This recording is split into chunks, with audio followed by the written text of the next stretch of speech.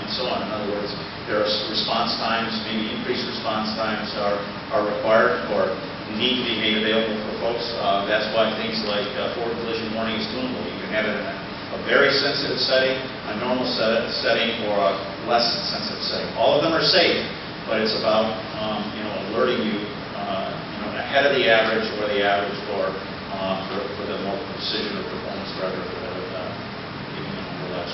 So a lot of research going on in that area, including things not only on the safety side, but including entry and exit. So there's a lot that work with ingress, egress of the vehicle, the seating position, all of those. And it's very easy for companies to just jump ahead and, well, it's all about millennials and what do we do for Gen Z? But make no mistake, in the auto industry and in most industries, boomers are your consumer. Boomers are your majority consumer. And we need to take steps to evolve. When we've gone and taken steps in technology, for example, when we first launched Sync, everything was kind of hands-free. It was all touch screen. Well, what we saw was a lot of our consumers didn't like that. It was too much, too fast. So we had to add the buttons back. We had to do a variety of things that are more comfortable to the average consumer instead of skipping right to those that are just completely technologically advanced. So it's something that we consider all the time, number one, because it's the largest consumer group buying vehicles. Yes, I just had a question about maybe you could prognosticate about when we get to number 5 on that list. We put that in a time frame. And also say what the obstacles are to it, in addition to technology, regulatory, and liability issues. There's a pretty long answer to that question. The social issues, there's a significant amount. The legality, insurance, so again, even outside the technology itself, there's work going on to really understand, working with NHTSA and the government, licensing, those things like that. They're very important. Technology-wise, the data that these vehicles use for high-resolution maps and so on, how do we make sure that all those databases are aligned so that we don't have 2 different cars with 2 different databases and so on. I mean, the question is a very broad one. It touches a lot of different areas. So there was another question within there I didn't answer yet. Can you put it in a time frame? Time frame. If there was one question that's asked most often, it's when. And I think the best way to answer that question is to say it depends. I think you're going to see autonomous rollout level 4 with limited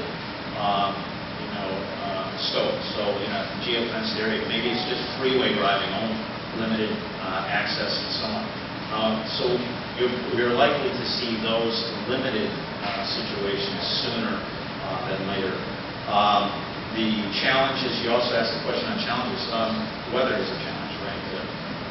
I don't know how many of you are from northern states. We're back from Michigan and so on, where we get some pretty harsh winters, a lot of slush and snow, and even thunderstorms and rain and so on. We want these to be a level 5. We've got to work under all those kind of conditions, keeping these sensors clean, operating all the time. You can't depend on a system if some of the sensors go out.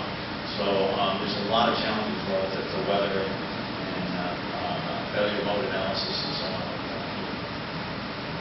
Yep.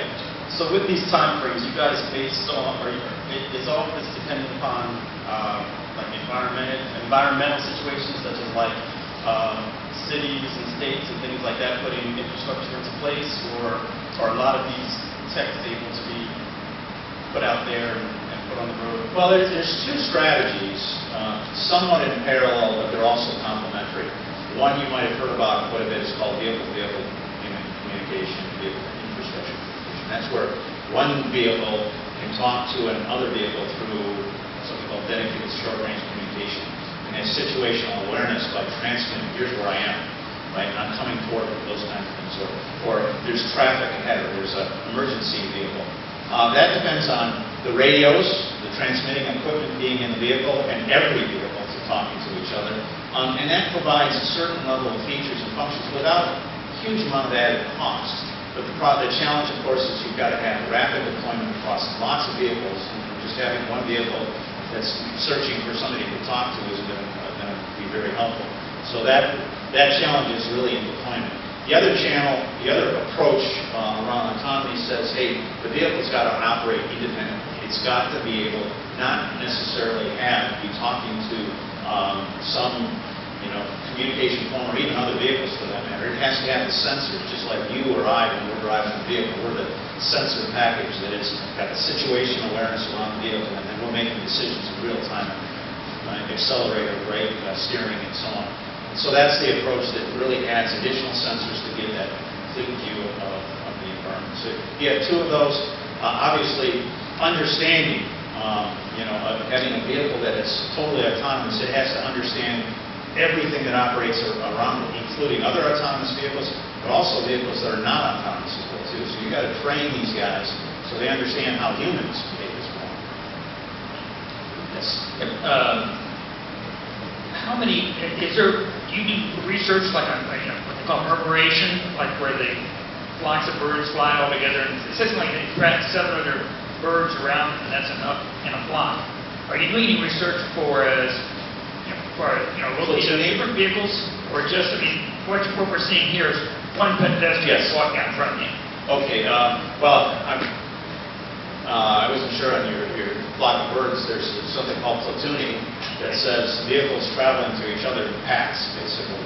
And there's research been done in that area. In fact, our friends at Volvo have done some interesting work on creating, with the vehicle-to-vehicle communication, how can vehicles travel together. They're all talking to each other. The lead vehicle communicates to the vehicles down the chain, and they can move very efficiently together. In terms of, on the technical side, and objects, obstacles, things that can get in the way of the vehicle, in effect, the radar system or the camera system as well too. Do a lot of work on radar. It's a very sophisticated radar system. It's really comes a lot out of the military. Obviously, a lot more affordable than the military, but tracking objects, looking for reflections. I was just at the University of Michigan last week. We do research. We have a significant amount of research.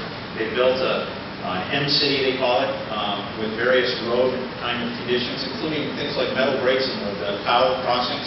Remember those are kind of the grates that prevent the cows from, or keep them in the area they're supposed to be in. Well, those are big metal plates, and if they're on the right angle, they're going to reflect radar back, right? And so we've got to be able to train these systems to recognize when, well, that's just a reflection from the road. That's not an object that we need to track and be aware of. So yes, there's a lot of research going on in a lot of different ways.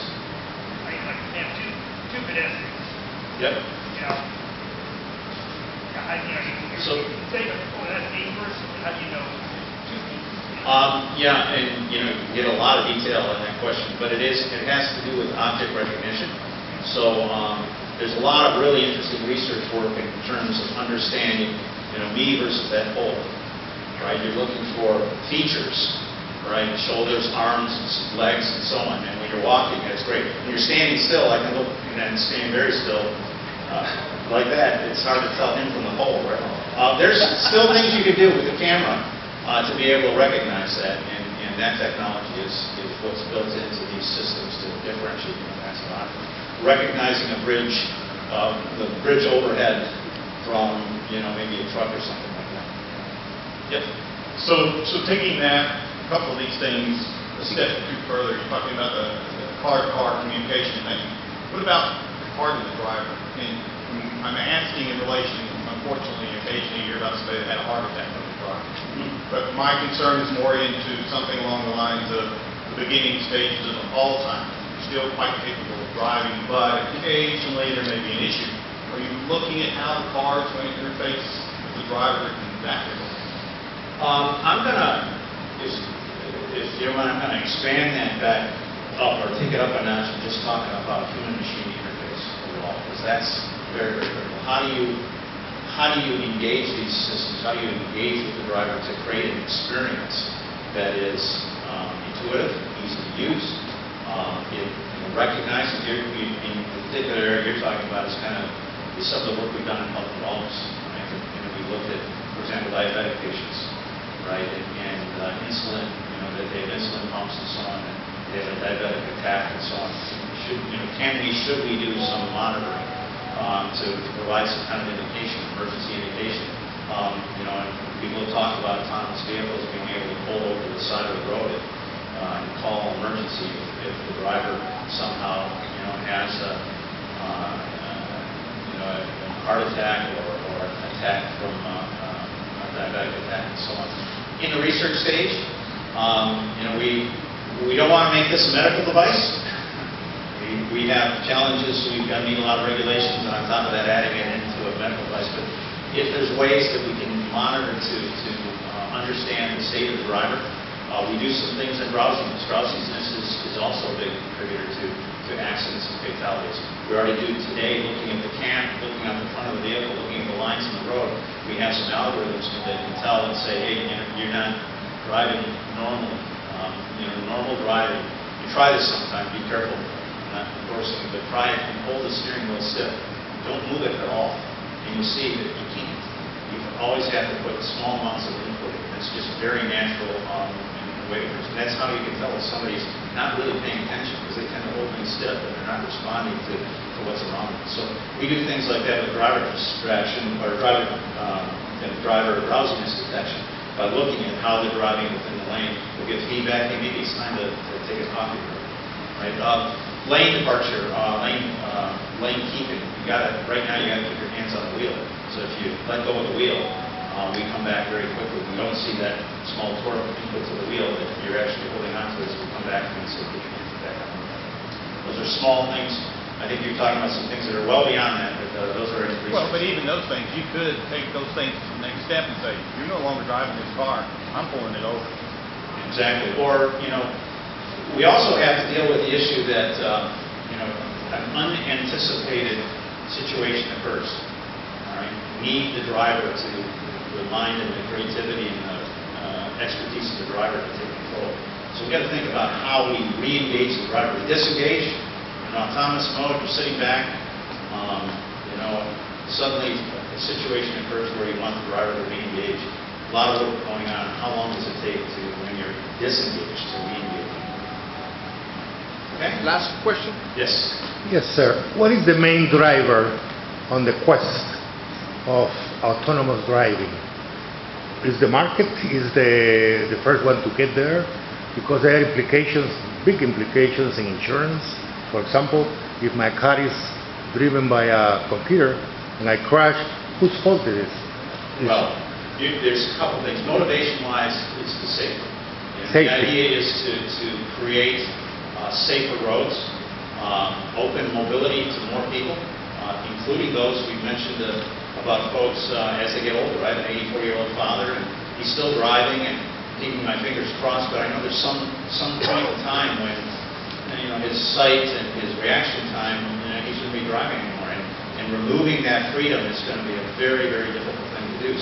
So with autonomous vehicles, we can augment it, make up for some of those skills and so on that are depleting over time, but even offer freedom to other folks that would normally not be able to drive. So safety, create safer roads for folks.